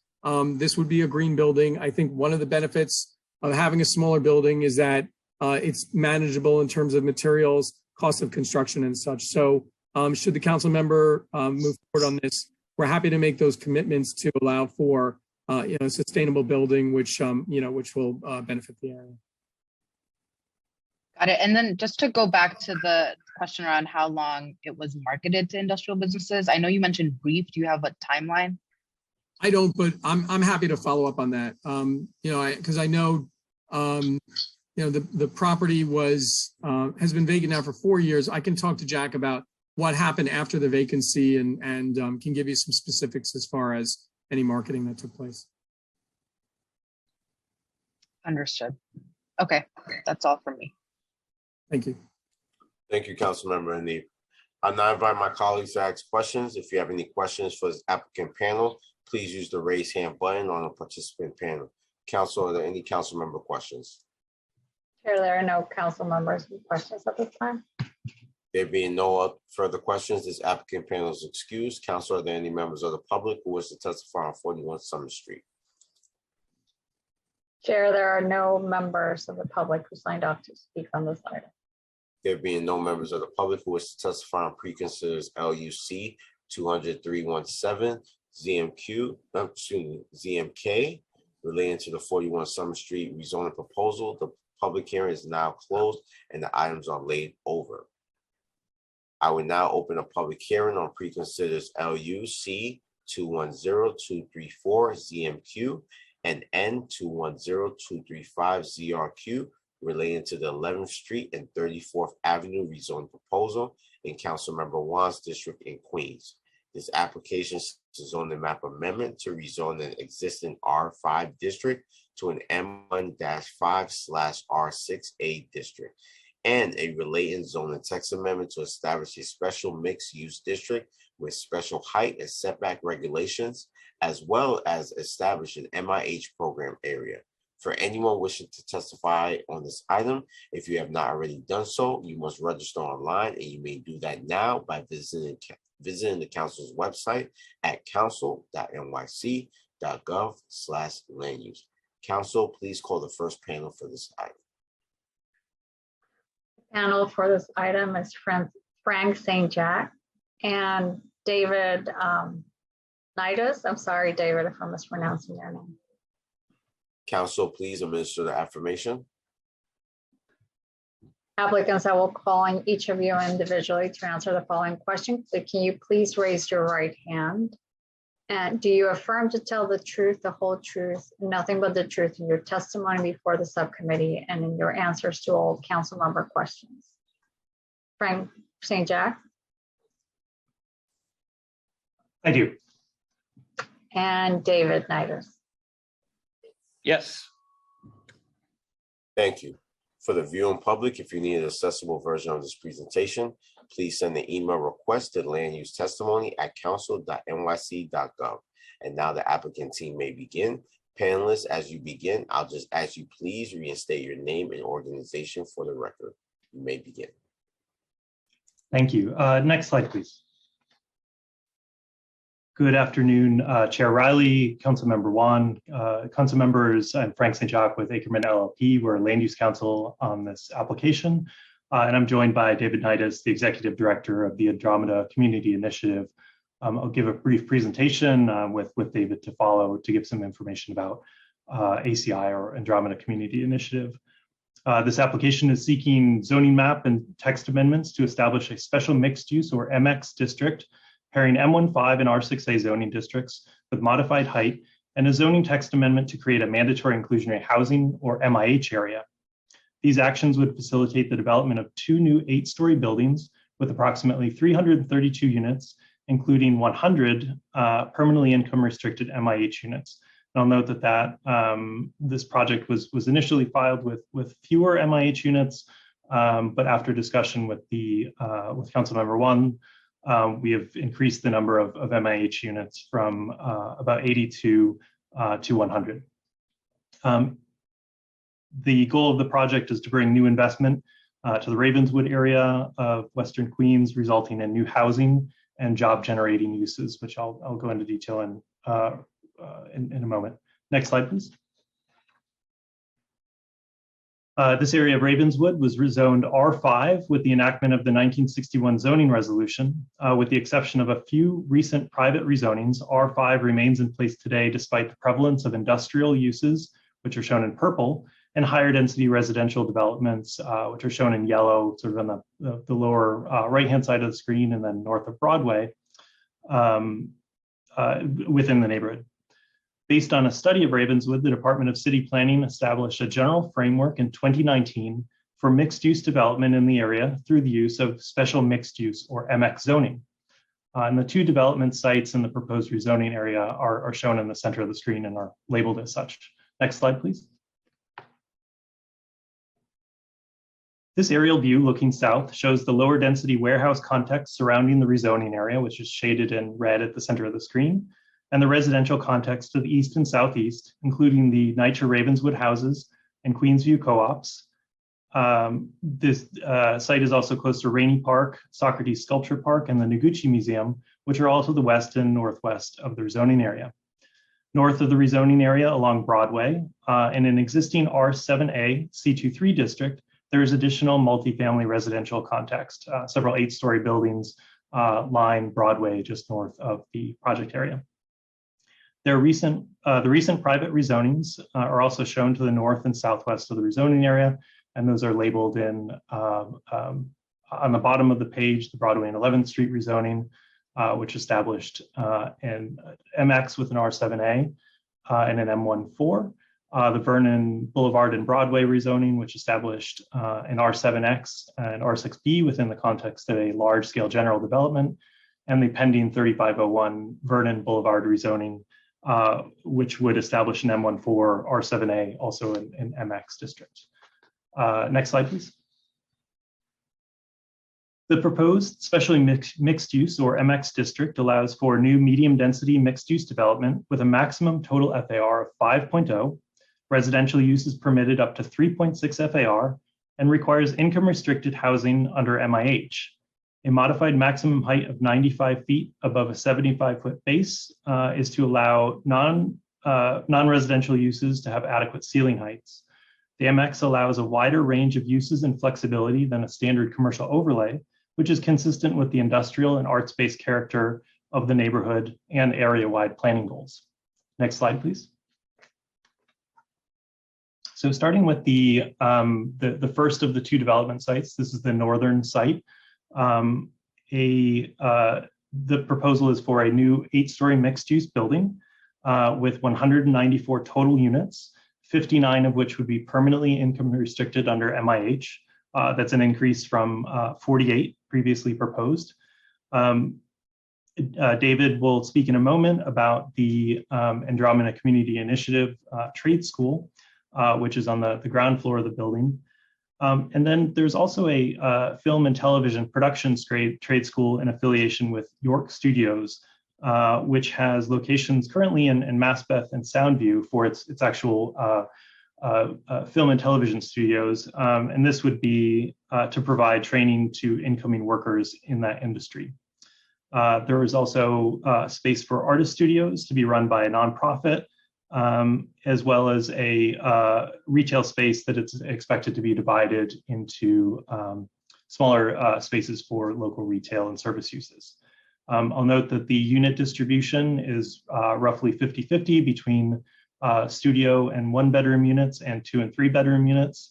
Across both projects, we raised the number of family-sized units significantly by reducing studio and 1-bedroom units and increasing the number of 3-bedroom units. And I'll show you an overall breakdown in a moment. Next slide, please. So this is the building on the southern side of the proposed rezoning area. It is also a new 8-story mixed-use building. This has fewer units at 138, but 41 of which would be permanently income restricted under MIH. This building also has a non-residential component that includes local retail, a food distribution business that's an existing business in New Jersey that currently serves the 5 boroughs. This expansion location would help it serve its Queens and Brooklyn customers more efficiently. And there's also a second floor, which is something that's permitted by the MX or Special Mixed Use District, that would have office space that would be marketed to tech companies, and about 10,000 square feet of local nonprofit office space. We've been in discussion with several nonprofit organizations and also the Jacob Rees settlement houses regarding carving out space for their use in the southern building of about 3,500 square feet to meet their needs. They currently have space in the Nycc Ravenswood houses for a community center, that's in a state of disrepair. So we'll continue that conversation with respect to potentially locating them in the southern building, but ownership is committed to having them in the space if they're interested. Next slide, please. Oh, and sorry, we can just stay on that side for one more moment. I'll also note that the unit distribution split is roughly 50-50 here between studios in 1s and 2s and 3s, again, at the request of the local community board. Sorry, now next slide, please. Thank you. So with respect to the mandatory inclusionary housing breakdown for this project, the applicants have selected MIH option 1, which requires a set aside of 25% of the residential floor area at a weighted average of 60% AMI. As I noted at the outset, we've increased that total number of units to resemble a set aside increased from 25% to about 30%, which results in a breakdown of 33 units at 40% AMI, 34 units at 60% AMI, and 33 units at 80% AMI. These AMIs are in line with the range of area median incomes within Community District 1, and we believe will serve the community well. You also note that there's a breakdown shown for the unit sizes, the number at each income level, and the corresponding rents and income limits. And if needed, we can also provide that by building. Next slide, please.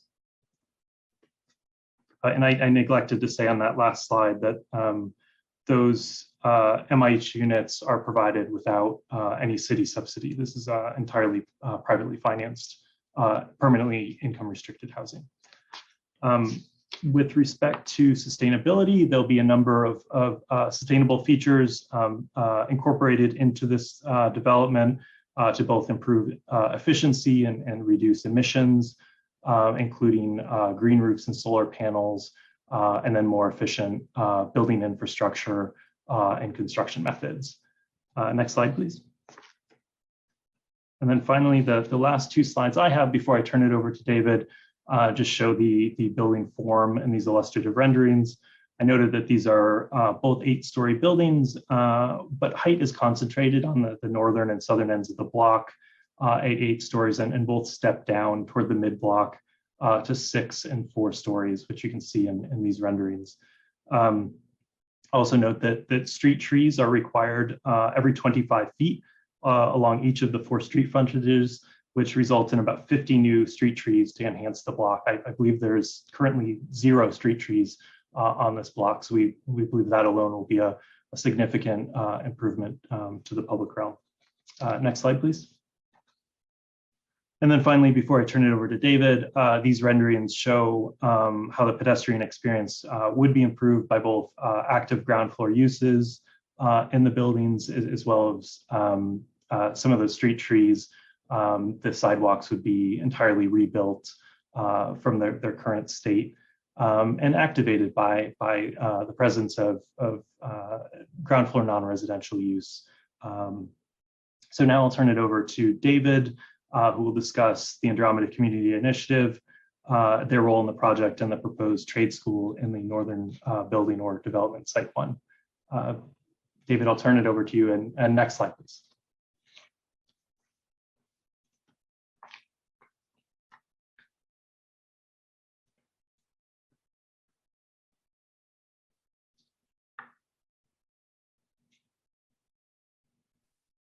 Now I can unmute. Hi, my name is David Nycc. I'm the Executive Director of the Andromeda Community Initiative. We are an organization that trains people in construction, focusing on masonry restoration, which, as I'm sure the council is aware, is the repair work that goes on buildings after local law inspection, as well as general construction. We run safety-oriented trainings that involve both certifications and hands-on construction training. We serve multiple people referred from community-based organizations throughout the city, giving them about 190 hours of skills-based training. It's about 62 hours of it is certifications, where they're getting their SST, site safety training, they're getting their OSHA, they're getting their suspended and supported scaffolding, their silica awareness. And we're serving roughly about 200 people now a year. We also then give them career guidance and job placements. And as you can see, we're running with our job placements of roughly 80% and people making $19 an hour. Actually, right now we're up to around $20 an hour and things are going really well. Next slide, please. Right, and so you can see we were established in 2018. And we are a trusted partner to many community-based organizations. We're free to the participants. We use grants and leveraged assistance to try to provide our programming. We're happy to be partnering in the very near future. We have a cycle actually set up with Urban Upbound, and we hope to offer great services to residents of the local community with respect to construction training. And really, the construction training we provide has the benefit of giving them the certifications you need and must have to get onto a job site, giving people who maybe didn't have access before, maybe people who are coming off of welfare and criminal justice reentry, or sometimes are dealing with homelessness and unparalleled access to a profession which they wouldn't normally have. I'd like to turn it over to Franzi Justy, who works for us at ACI, to share a couple of little comments. Yes, my name is Franzi Justy. I'm basically born in Brooklyn, New York. I came to ACI through HRA, and it was a very great experience. It actually helped me gain employment over here, so it was a very great experience. They taught me how to lay brick, mix cement, caulking, pointing, and it was an awesome experience. So it was just something that I needed. As far as when I was coming here, I was homeless. I was looking for housing, and they hired me, and it just changed my life. Now that they invested into me to become an OSHA trainer, I have a training this week, this new cohort, and it was just an awesome experience. What I like about the job is very rewarding to give back as an alumni and to get these students to be prepared for the workforce. And I think that if the city council support that, it will be very good for the community and to serve the community in a positive way, that if we can have these students become great role models and examples for the construction industry. So ACI has done a lot for me, and it continues to do a lot for people. And we have a lot of alumni that call back and explain where they're at right now and the great stories. We have a lot of success stories of these students, and we're just happy to be a part of their lives and to be a part of their success. And I'm very grateful to be hired by ACI and for the great jobs that we're continuing to do. Thanks, Franzi. And with that, I'll turn it back to you all. And that concludes our presentation. We're happy to answer any questions. Thank you. Thank you so much. I just have a few questions. The M1-5 is a very flexible zoning district in terms of use groups, particularly in an MX context like the proposed rezoning. How is the applicant demonstrating a commitment to the mixed use program presented instead of a wholly residential or a wholly industrial use as a higher density? Sure. So I'll note a few reasons. I mean, I think that the first of which is that both of these sites, the applicants are owners of the sites and intend to develop them. And that's how this programming for both buildings originated. Each owner of each site has owned the site for a number of years, and it's their vision to redevelop them with uses as presented. So there's a, really the MX is a means to for them to realize their vision for the programming, which wouldn't be permitted, utilizing other methods such as I noted in our presentation, a commercial overlay. The uses simply wouldn't be permitted pursuant to the zoning. The other thing I'll note is that, with respect to an entirely manufacturing building, relative to a mixed-use building, which is what is proposed here, the financials just don't bear out. Obviously residential has a higher return, and the residential is actually what's helping sort of cross-subsidize some of these uses. The construction trade schools and the artist studios, are not, high rent tenants, nor is the community facility use. So that's essentially cross-subsidized by the market rate residential, and which is also what is cross-subsidizing the permanently income restricted housing under MIH. And then finally, I'll note that the M15 combined with the R6A has an overall FAR of 5.0, but residential is capped at 3.6 FAR. So if you were to do an entirely residential building, it would be significantly smaller than the mixed use building that's proposed here. You'd essentially be leaving about 1.4 FAR of floor area unused, which is significant on these larger sites. So I'd say that there's just in summary, there's really three reasons. The first is that this is the owner's vision, owner's plural vision for these sites. The zoning allows them to establish this programming. And the third is that sort of a market-based argument that this is the most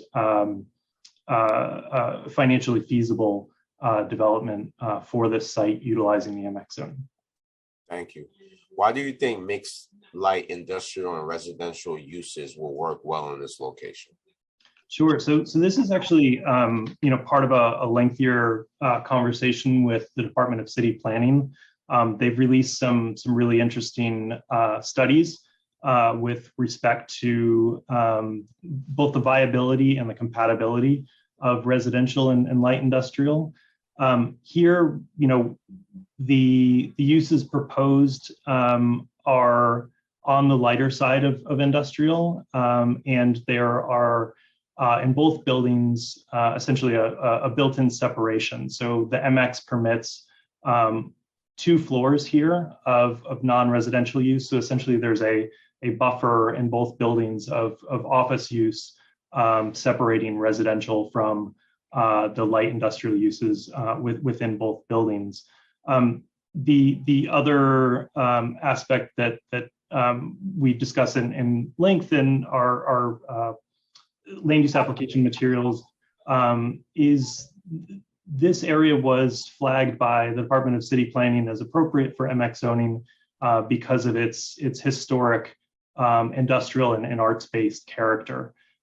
So expanding the range of uses to include light industrial uses such as the ones that are proposed here and the uses that were proposed and are intended to be developed in the neighboring rezonings adds to and complements that existing character, allowing a wider range of job creating uses than a typical commercial overlay would.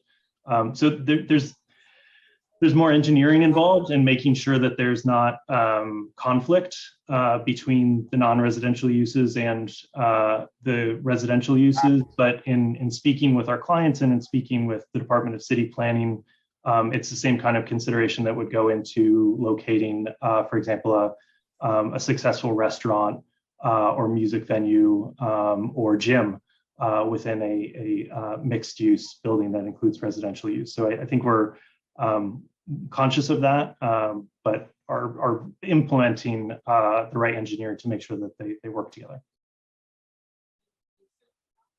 Can you describe the environmental sustainability features on the proposed development, and do you expect to target a LEED certification? So we hadn't discussed LEED. I'm not familiar enough with LEED, but I think our architect could speak to that if further information is required. I will say that the Local Law 97 and the package of legislation that was passed a few years back in New York, the Climate Mobilization Act, has really increased, just simply compliance with new building code regulations and the Climate Mobilization Act will significantly reduce both emissions from this building as well as stormwater management in the building. But some of the other features that will be included in this development are high efficiency windows, increased insulation, Energy Star appliances, LED lighting, smart technologies, simply to reduce costs and reduce energy use. We've also discussed implementing both green roofs and solar panels. This area is apparently a good location for solar.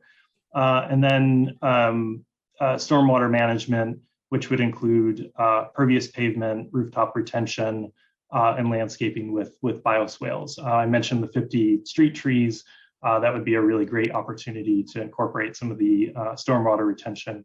Just to clarify, it's the Leadership, Energy, and Environmental Design certification I'm referring to.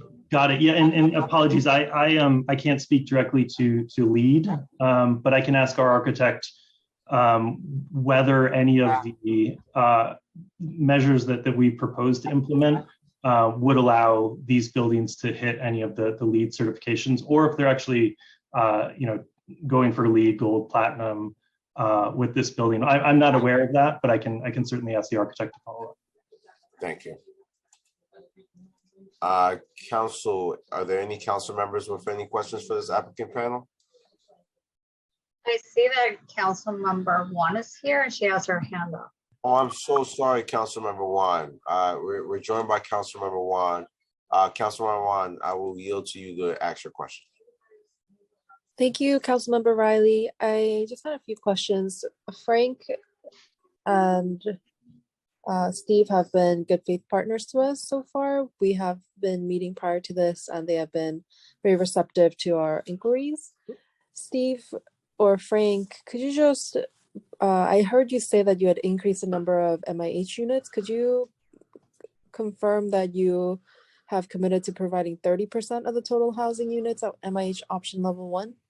For That's correct, affordability? Councilmember Juan. And so when we initially spoke with you, our proposal included the 25% set aside under MIH option 1, which resulted in, 82 units of permanently income restricted housing. The applicants have agreed to increase that number to 100, which represents the 30% set aside at option 1. Okay, great. And can you just help me understand the breakdown? Are they going to be 1 bedrooms, 2 bedrooms for the new units that have been added? Yeah, sure. It's essentially they've been distributed proportionally. And sorry, I'm just looking for my notes. Give me 1 second. What I can do is just send over the prior breakdown and the new breakdown. But so the 18 units that were added, we essentially split that into 3 portions of 6 units, and then spread those units across the studios 1s, 2s, and 3s. Ultimately, because of the nature of the MIH program, it made most sense to just distribute those additional units as evenly as possible across both the income bands, the 3 income bands at 40, 60, and 80% AMI, as well as the unit distribution. That was sort of the easiest and not so much that it was easy, but the concern was maintaining compliance with MIH. So what I can do is send you over a comparison chart so you can see where those units were added. But essentially, it's distributed evenly across income bands and the units. Okay, great. And have you engaged with the owners of the properties within the rezoning area not controlled by the applicants, your new neighbors? Yes, and forgive me because I think that there's been more recent discussion, and I just at the moment my understanding is that the property owners that are not included or they're not applicant controlled, but they're included with the rezoning are aware, and there has been outreach. I just don't know when the most recent conversation between the applicant ownership and those property owners is, but I can report back on that. Got it. If you could just continue to commit to engage with the area residents by distributing flyers or door knocking or whatever it is that you can do before you move forward in construction, just to make sure that everyone is aware, including the business owners, I would really appreciate that. And are you still committed to working with my office to identify local MWBE businesses to meet the borough president's recommendation of the target of 30% for construction? Yes, absolutely. That's we'd like to continue to be in touch with your office on this project generally, and then specifically as it relates to outreach to the local community, as well as hitting MWBE targets and local hiring targets for this project. Time's expired. Okay. Thank you. Thank you, Councilmember Wong. Thank you, Councilmember Wong. Council, are there any more council member with any questions? I don't see any council members with questions at this time, Chair. There being no questions, this applicant panel is excused. Council, are there any members of the public who wish to testify on 11th Street, 34th Avenue proposal? We do have a few members of the public who signed up to testify on this. So if you want to make the announcement, then I'll get the name.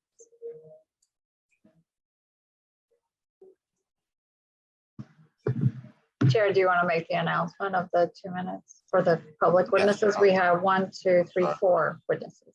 Members of the public will be given 2 minutes to speak. Please do not begin until the Sergeant at Arms has started your clock.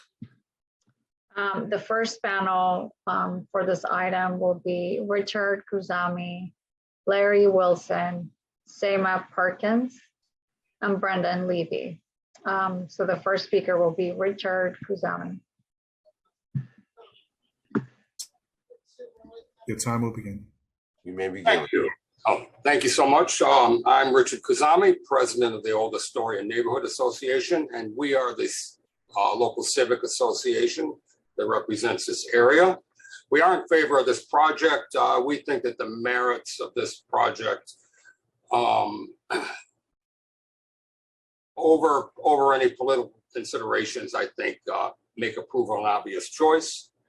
I have a number of reasons why. The proposal is consistent with the goals identified by the Ravenswood study and Cornell Technion in promoting mixed-use development in an underutilized properties near transit and include income-restricted housing and space for job creating businesses.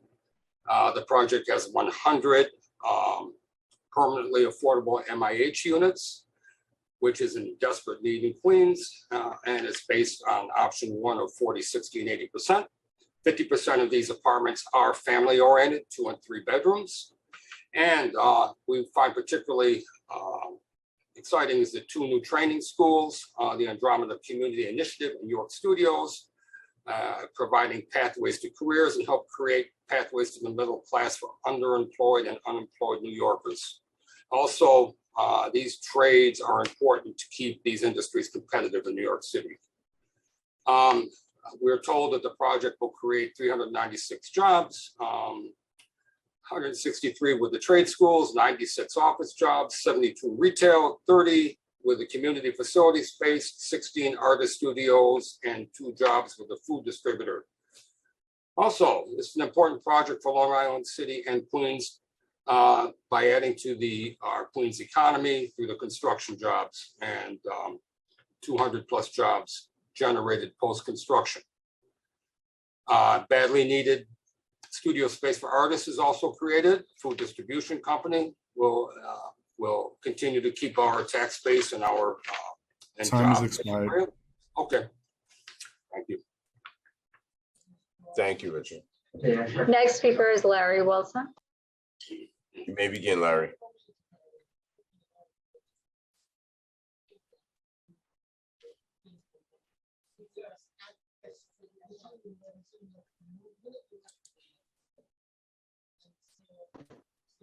Hello, can you hear me? Yes, we hear you. Okay. Good afternoon, Chair Riley and members of the subcommittee. My name is Larry Wilson and I'm a member of 32BJ. I'm here today on behalf of our union and our 85,000 property service workers here in New York City to express our support for the proposed 11th Street 34th Avenue project. 32BJ supports responsible developers who invest in the communities where they build. I'm happy to report that developers affiliated with JPP 33rd Street LLC and Lily and John Realty Inc. have reached out early and made a credible commitment to creating prevailing wage building service jobs at this site. This commitment means that workers in Queens will have access to family sustaining wages, retirement qualities, health benefits, in a time when New Yorkers need them most. We estimate that a mixed-use development like this one proposed by the developer will be permanently staffed by an estimated 6 building service workers. The 11th Street and 34th Avenue project will also have approximately 100 affordable housing units in accordance with the mandatory inclusive housing program. For these reasons, we are in full support of this project. We have full confidence that JPP 33rd Street LLC and Lily and John Realty will be responsible employers and presidents in the community. For these reasons, we respectfully urge you to approve this rezoning. Thank you for listening. Thank you, Larry. Next speaker is Sema Perkins.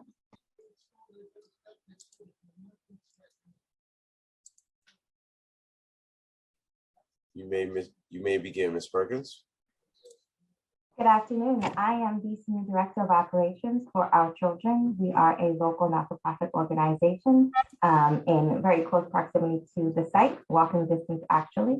And the purpose of our not-for-profit is we work with incarcerated and formerly incarcerated mothers. We provide them supportive and transitional housing. So needless to say, we are very excited for a project like this to be brought to our area. We are severely lacking in affordable housing for the women that we serve. We also provide them vocational services, job training, and we have various other arms and programs of our organization, such as a food pantry and various things of that nature that will benefit greatly from a site like this and a development like this. Not only just for the women that we serve, but also the staff members of our organization. A great deal of them also are within the income bracket for the permanent affordable housing. We are very excited about and do support this program wholeheartedly. It is in line with our concerted efforts to minimize the recidivism rate of the women that we serve. And we hope that this development site gets approved very much so. Thank you very much. Thank you, Ms. Perkins. Last speaker is Brendan Levy. You may begin, Mr. Levy.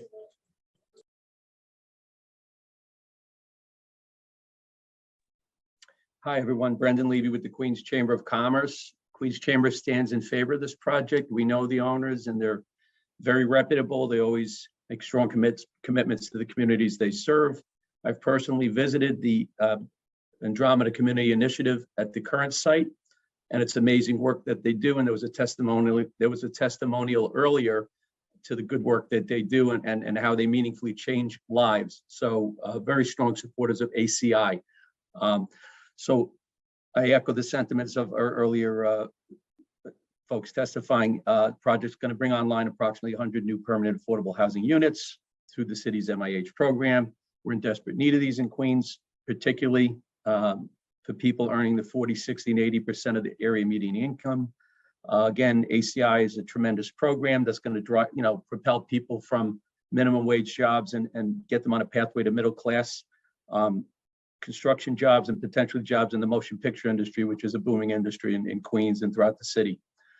Projects also creating approximately 400 total jobs, including jobs associated with the trade school, retail jobs, jobs associated with the community space, incorporating 16 artist studio jobs, and 2 jobs with a food distributor. Again, it's important for LIC and the Queens community by helping to significantly add to the Queens economy through construction jobs. That'll generate also 200 jobs post-construction, which is going to be a boon to the local economy. With us emerging from the, this post-pandemic nightmare we've all been through, these are desperately needed jobs. So the Queens Chamber stands wholeheartedly in favor of this project. Thank you. Thank you, Mr. Levy. Thank you for your testimony. Council, are there any council members with questions for this panel? No council members with questions at this time. There being no questions for this panel, the witness panel is now excused. Thank you. Chair, there are no more members of the public who have signed up to testify, so we can go ahead and close the hearing. There being no other members of the public who wish to testify on preconsiders LUC 210234, ZMQ, and N210235, ZRQ, relating to the 11th Street and 34th Avenue rezone proposal, the public hearing is now closed and the items are laid over. That concludes today's business. I would like to thank the members of the public, my colleagues, subcommittee council, land use, and other council staff, and Sergeant at Arms for participating in today's hearing. This meeting is hereby adjourned. Thank you.